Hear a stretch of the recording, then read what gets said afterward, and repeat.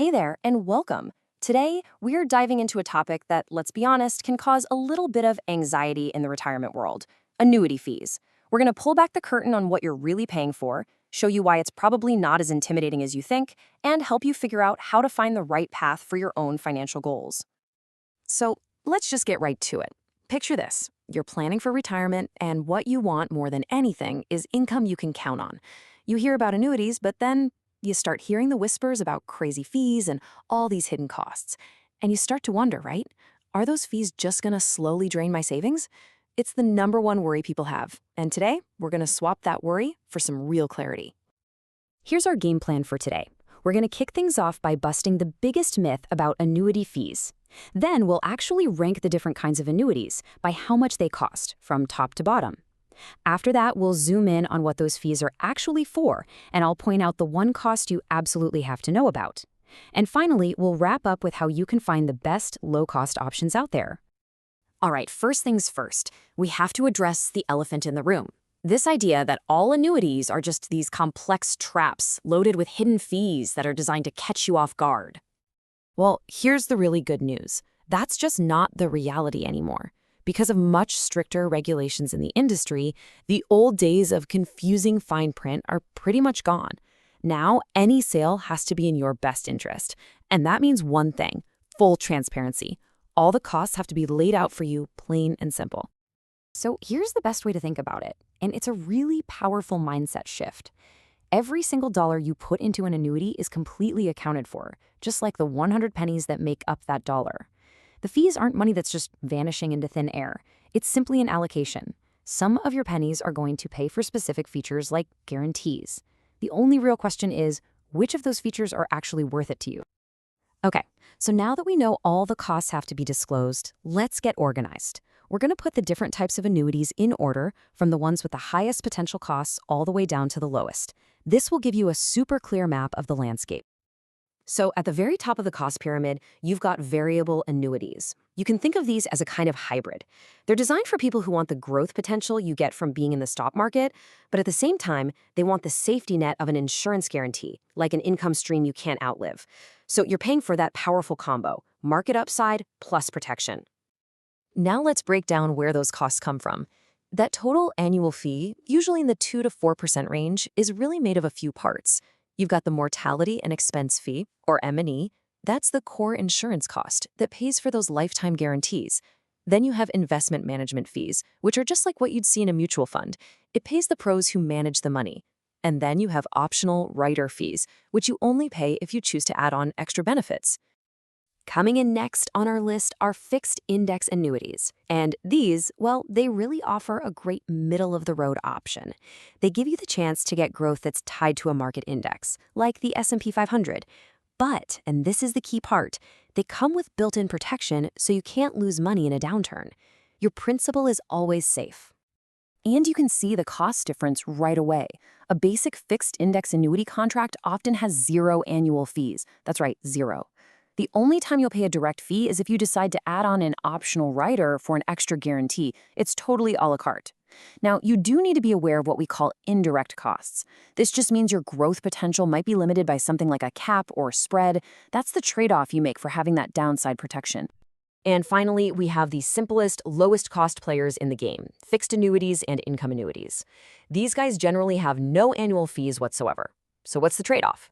Well, you're giving up that potential for market-linked growth. And with an income annuity, you're also trading access to your lump sum of cash in exchange for getting the absolute highest guaranteed monthly paycheck for the rest of your life. This table here does a fantastic job of summing it all up. Just look, as you move down the list from a variable annuity to an income annuity, the costs typically go down. But take a look at that column on the right. For that lower cost, you're trading away things like direct investing or access to your principal. It really is all about figuring out which balance of features and costs makes the most sense for you.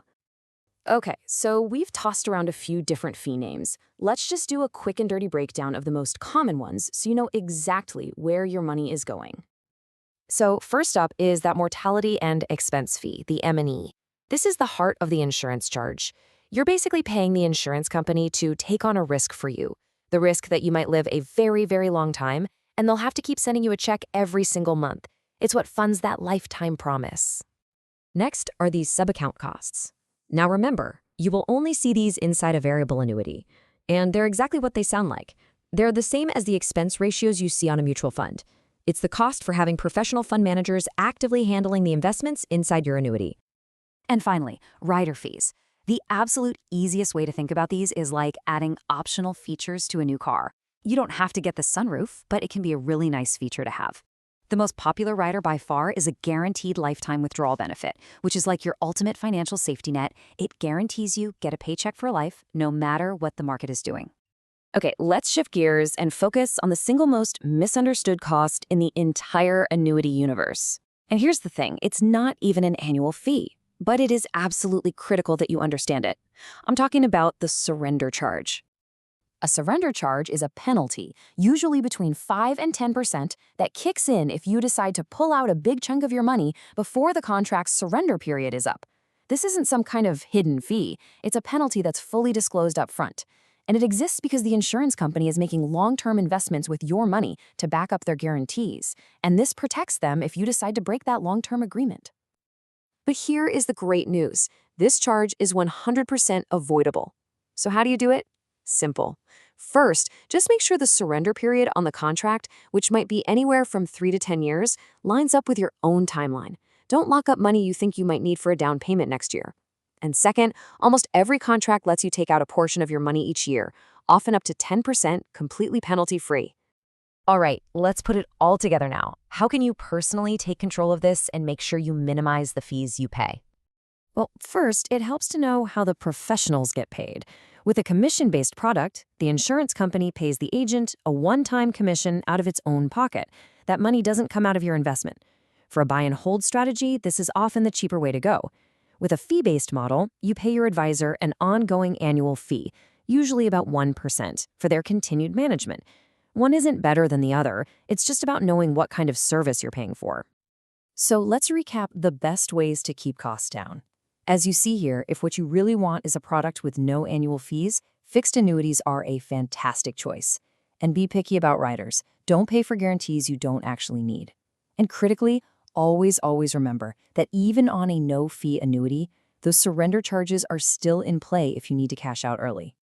But at the end of the day, your single best defense, your superpower in this whole process, is working with a professional, a fiduciary or a broker you trust, who is willing to lay out every single potential cost and every benefit for you, clearly and in writing. That transparency is everything. So there you have it. The world of annuity fees, totally demystified. They aren't some scary monster hiding in the closet. They are simply disclosed costs for specific and often very powerful benefits. So the question is no longer, what are all the hidden fees? The real question now is, which of these benefits are actually worth it to me? Now that you understand the costs, you're in the driver's seat.